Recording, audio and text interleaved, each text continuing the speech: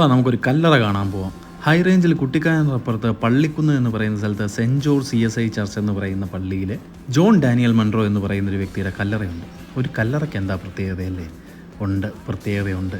കല്ലറയ്ക്കല്ല, അതിൻ്റെ തൊട്ടടുത്തേക്ക് നോക്കിയാൽ നിങ്ങൾക്ക് ഇത് കാണാം. Downy a white horse mare owned by JD Munro.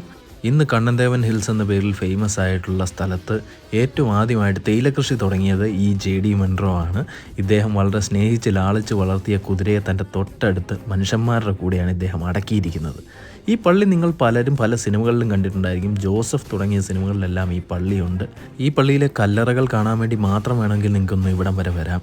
കാരണം ഓരോ കല്ലറയുടെയും മുകളിൽ വിവിധ രീതിയിലാണ് ഓരോ കൺസ്ട്രക്ഷൻ ചെയ്തു വെച്ചിരിക്കുന്നത്. പിന്നെ ഒരു പ്രത്യേകത എന്താണെന്ന് വെച്ചാൽ ഈ ബ്രിട്ടീഷുകാരൊക്കെ എങ്ങനെയാണ് മരിച്ചതെന്ന് അവർ ഈ കല്ലറയിൽ കൊത്തിവെച്ചിട്ടുണ്ട്. ഈ ഫെഡറിക് ഹെർബർട്ട് അദ്ദേഹം പെരുവന്താനത്ത് വെച്ച് തലയിൽ ഒരു മരം വീണിട്ടാണ് മരിച്ചതെന്നാണ് ആ കല്ലറയിൽ കൊത്തിവെച്ചിട്ടുള്ളത്. അതിൻ്റെ തൊട്ടടുത്ത് നിങ്ങൾക്കൊരു ഇരട്ടക്കല്ലറ കാണാം. അതിൽ 4 മാസം പ്രായമുള്ള കുട്ടിയുടെ കല്ലറ വരെയാണ്. അതേപോലെ തന്നെ നല്ല മാർബിളിൽ കൊത്തിയ നോർമൻ പൊള്ളോക്കിൻ്റെ ടൂം സ്റ്റോൺ. അങ്ങനെ നോക്കിയാൽ നമ്മൾ ഇക്കാലത്ത് കാണാത്ത തരത്തിലുള്ള കല്ലറകളും ടൂം സ്റ്റോൺസും ഒക്കെ ഉള്ള ഒരു സെമെട്രിയാണിത്.